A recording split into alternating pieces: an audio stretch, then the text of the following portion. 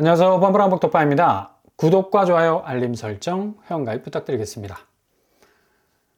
삼성전자, 지난 주만 해도 상당히 좀 충격적인 결과를 받아 들었는데, 영원한 맞수라고 불릴 수 있는 대만의 TSMC와 삼성전자 간 격차가 더 커진 것으로 드러났습니다. TSMC는 올해 3분기 파운드리 시장에서 무려 33조 3,200억의 매출을 올렸죠. 상당 부분 어마무시한 그런 실적이라고 볼 수가 있는데, 지난 분기 대비 13% 증가한 수치입니다. 반면에 우리나라 국대기업 삼성전자는 순위 2위를 지켰지만 지난 분기보다 12.4% 줄어든 4조 7,500억 정도의 수익을 거뒀는데요. 시장 점유율도 11.5%에서 9.3% 정도로 하락하는 그런 어떤 성과를 거뒀죠. 어찌 보면 삼성전자 포스로 보자면 상위 10개 기업 중 매출과 시장 점유율이 유의미하게 줄어든 유일한 기업이다라는 그런 좀 마이너스적인 평가를 받고 있는데, 굉장히 좀 삼성전자로서는 자존심이 상하는 그런 어떤 성적이라 볼 수가 있겠습니다. 위기의 삼성반도체, 올해 들어서 반백년의 역사가 흘렀어요. 그 정도로 아주 짧은 시간 안에 정말 엄청난 레이스를 통해서 세계를 제패하지 않았습니까? 1위의 어떤 반도체 기업이라는 위상을 들어 올렸는데, 기술력이 급격하게 변하는 세계 시장, AI 메모리가 변수로 등장을 했고, 이것에 대한 분명한 준비를 하지 못한 삼성전자 입장에서는 초격차, 어떻게 보면 좀 따라잡아야 하는 부담을 갖고 있는데, 이렇게 TSMC와 격차가 또 벌어지고, 엔비디아 고대역폭 메모리 이 납품 시기까지 또 애매한 상황에 처해 있으니까 상당 부분 삼성전자로서는 위기가 아닐 수가 없습니다. 그래서 반도체 수장을 전영현 부회장으로 교체를 했고요. 파운드리도 절대 포기하지 못하겠다. 어떻게 보면 삼성은 무려 100조가 넘는 현금을 가지고 있기 때문에, 하이닉스는 이에 비하면 10조 정도 현금탄을 가지고 있죠. 자금력에서는 어마무시하기 때문에 충분히 이 격차를 따라잡을 수 있는 그런 잠재성이 있다고 볼 수가 있겠습니다. 아무튼 그래도 현실적으로 TSMC가 80% 점프할 때 삼성전자는 마이너스 31%. 상당히 명암이 엇갈리죠. 특히 또 정치적인 어떤 불안정성이 커서 증시 부분도 좀 상당히 고민이 되는 부분이고요. 가뜩이나 삼성전자 주가가 계속해서 빠지는 상황에 있었는데 10조 정도를 매수해서 소각한다는 그런 어떤 공시를 했었어도 여전히 삼성전자가 54,000대에 머물고 있는 그런 부진한 모습을 보이고 있습니다. 근데 반면 대만 증시는 AI 날개를 달아서 올해만 30% 이상 급등하는 그런 모습을 보이고 있죠. 아무튼 그럼에도 불구하고 삼성전자가 12월 말 안에는 엔비디아로부터 납품 수급이라는 아주 정말 좋은 굿뉴스가 들려올 수도 있다는 그런 어떤 기대를 가지게 하는데, 가장 큰 고민이 지금 삼성전자 주가 아닙니까? 이렇게 뚝 떨어진 부분도 마치 북극의 크레파스처럼 푹 파인 그런 어떤 부분이 보이죠. 54,100선에서 지난주에 마감이 됐는데, 다음 주 월요일 코스피 장이 개장이 되면 그래도 어느 정도 해외 부분에서의 자본, 이 유출 현상을 어느 정도 극복해 나가느냐가 삼성전자로서는 상당한 어떤 과제가 될 수가 있겠습니다. 반면에 이 SK 하이닉스 엄청난 성과를 2024년에 거두지 않았습니까? 거의 삼성전자를 따라잡는 그런 성과를 거두고 있는데, SK 하이닉스 같은 경우는 지금 미국 쪽에서 중국 반도체 부분 수출, 삼성전자가 대체로 한 30% 정도 하고 있고요. SK 하이닉스는 100% 전량을 미국에다 수출하고 있습니다. 그래서 중국에 대한 미국의 제재가 가해지게 되면 어차피 미국으로 가는 하이닉스는 100%, 그리고 삼성전자는 30% 정도가 중국으로 가니까 물량이 감소할 수밖에 없죠. 이 부분을 엔비디아 납품으로 해결을 해야 할 그런 과제를 가지고 있는데, 겉으로 보면 지금 상황에서는 상당히 SK 하이닉스가 좀 유리한 형국에 와 있는 것으로 보이고요. 근데 뭐 그럼에도 불구하고 SK 하이닉스가 뭐 그동안 엄청나게 올랐던 궤적들 있어서 약간 주춤해 보이는 지난주에 약세장을 보였습니다. 16만 7,100원 선에 머무르고 있는데, 뭐 하이닉스 자체는 지금 뭐 리스크가 별로 없어요. 삼성에 비해서는. 이 중국발 리스크도 별로 없는 것 같고, 그리고 뭐 고대역폭 메모리 엔비디아에게 꾸준하게 뭐 납품하는 2025년도 뭐 별다른 변수가 없기 때문에 상당히 좀 하이패스 구간을 통과하지 않을까, 그런 어떤 예상을 해볼 수가 있겠네요.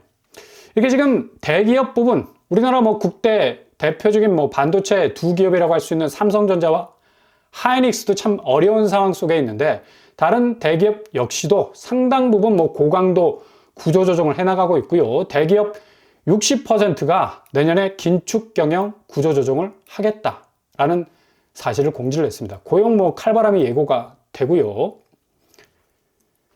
국내 대기업 10곳 중에 7곳은 내년 투자 계약을 아직 세우지 못했거나 계획이 뭐 아예 없는 것으로 드러날 정도로 뭐 장기화된 내수 부진의 고환율, 미국 정권 교체 등 뭐 대내 변수가 뭐 엄청나게 작용하고 있지 않습니까? 한마디로 뭐 이 변동성의 위기는 뭐 거의 극에 달했다고 볼 수가 있어요. 3일 한국경제인협회는 지난달 13일, 25일 모노 리서치에 의뢰해서 매출액 상위 500대 기업을 조사를 했는데, 내년도 투자 계획을 전혀 수립하지 못한 곳들이 무려 절반이 넘고 있습니다. 그만큼 지금 기업들이 쌓아놓고 있는 이 현금 탄화를 어느 쪽으로 또 어떤 방향으로 계획을 수립해서 투자를 해 나가야 할지 지금 교착 상태에 빠진 것으로 보이고요. 당연히 이런 이유 때문에 지금 한국 국채 2.75% 금리가 오르고 있습니다. 미국 국채 10년물은 4.1% 정도에 머무르고 있고요. 아마 뭐 미국 국채도 다음 주 되면 뭐 엄청나게 드라이브를 걸고 튀어나가지 않을까, 그런 생각을 해볼 수 있겠는데, 계속해서 뭐 미국의 국채 영향을 받는 한국 국채는 뭐 상승 압박 받을 수밖에 없고요. 이렇게 국채 금리가 높아지게 되면 당연히 은행 금리 오를 수밖에 없는 거죠. 주로 신용대출 금리의 지표로 사용되는 금융채 1년물 금리가 최근에 뭐 하락 조짐을 보이고 있지만, 이거 굉장히 단기적이라는 얘기입니다.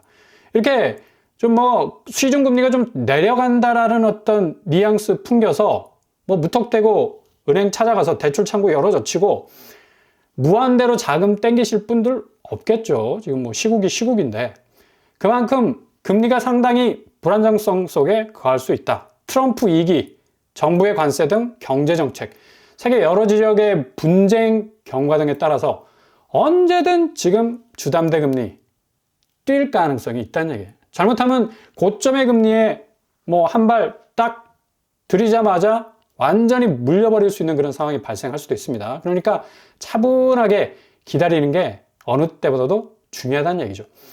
그래서 은행들이 지금 뭐 조금씩 뭐 찔끔찔끔 금리를 내린다는 스탠스를 보이고 있지만, 중요한 건 정작 이 가상금리를 낮추는 데는 난색을 보이죠. 이 가상금리는 통화 완화 정책 효과가 은행 창구를 통해서 금융 소비자가 가장 체감적으로 느낄 수 있는 부분인데, 뭐 이걸 커트하고 있으니까 어떻게 체감적으로 금리가 내려갔다는 걸 뭐 느낄 수가 있겠습니까? 그러니 당연히 이렇게 자금줄이 막히다 보니까 부동산 시장 뭐 가뜩이나 지난 9월부터 뭐 엄청나게 요동치지 않았습니까? 가격이 뭐 뚝뚝뚝 떨어지고 거래량도 뭐 거의 뭐 절벽처럼 내리꽂히고 있는데, 12월에 터진 또 여러 가지 전국 불안정한 상황들 더 심화되고 있죠. 부동산 시장 뭐 다시 살아날 가능성이 있을까라는 우려가 생길 정도로 참 엄청난 지금 혼조세 속에 있는데, 아니나 다를까 지난주 목요일 날 정례적으로 발표하는 부동산원 매매 가격 지수, 전세 가격 지수를 보시면 전국 수도권 서울 지방 한번 보세요. 그래프가. 예. 이거 뭐 거의 정체 상태에 있거나 좀 마이너스로 돌변하고 있는 걸 볼 수가 있죠.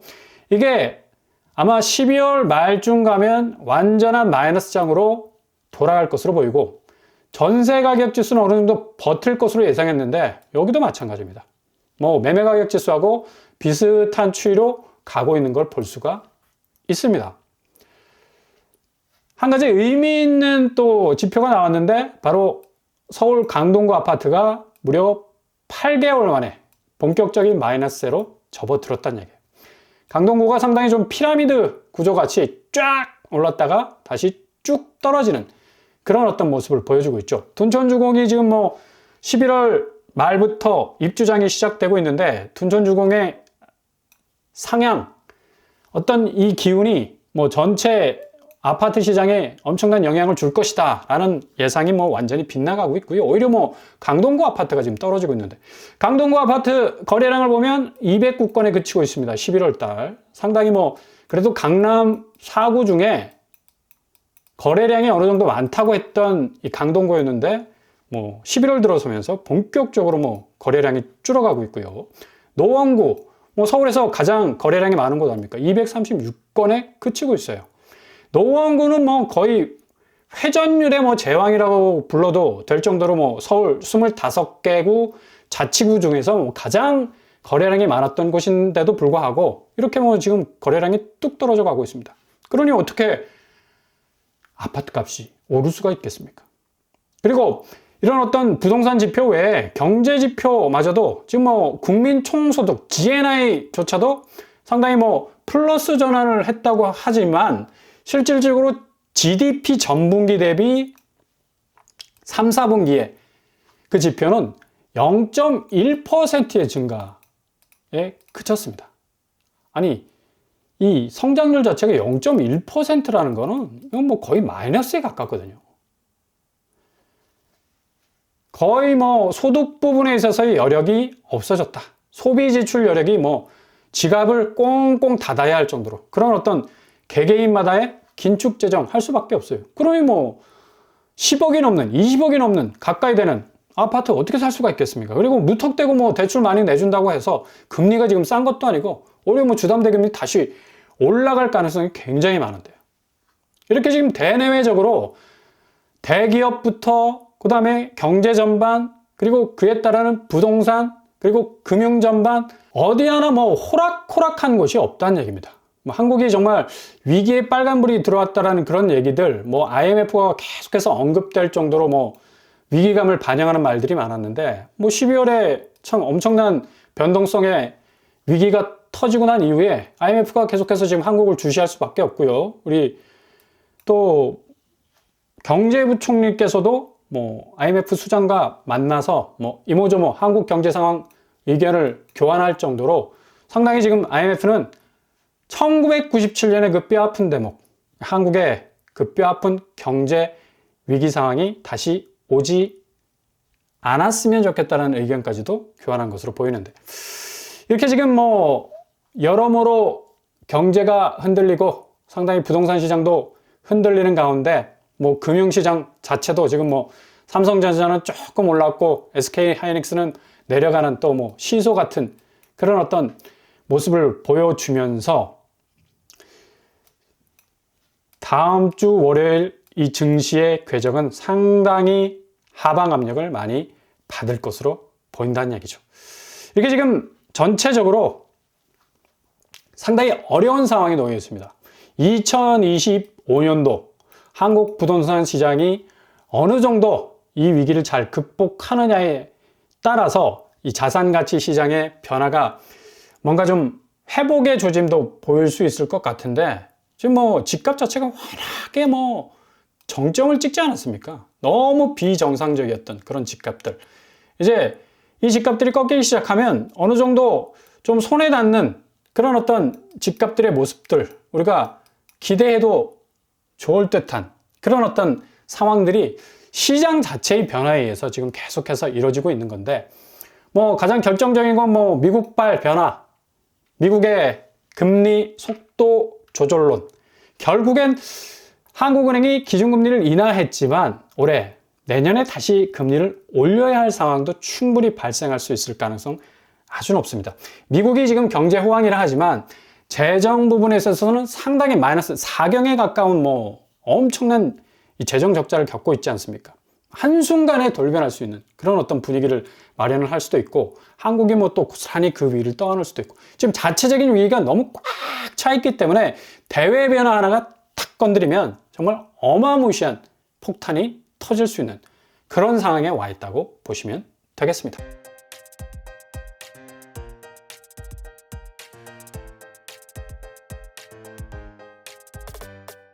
오늘의 부동산 캐릭터처, 삼성전자와 하이닉스 과연 올 연말 어떤 소식을 듣고 또 어떤 방향과 어떤 대안을 가지고 지금의 위기를 극복하느냐에 따라서 한국 경제의 어떤 방향 자체가 완전히 달라질 수가 있다라고 볼 수가 있겠죠.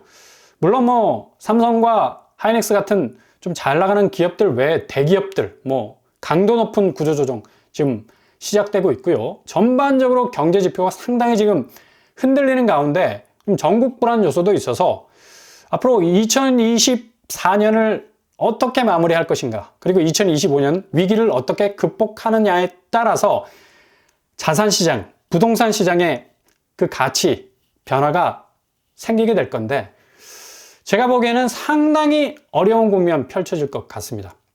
이전에 아파트 가치를 생각했다간 큰 코 다칠 정도로 저점으로 떨어지는 그런 모습을 통해서 집값이 너무나 비정상적으로 올랐었던 그 부분, 가장 정상화될 수 있는 부분도 찾아올 수 있을 가능성 높겠습니다. 오늘도 원합니다. 항상 여러분의 길이 꽃길만 되실 수 있길 바랍니다. 자, 오늘 뻔뻔한 복독방 마치겠습니다. 구독과 좋아요 부탁드립니다. 감사합니다.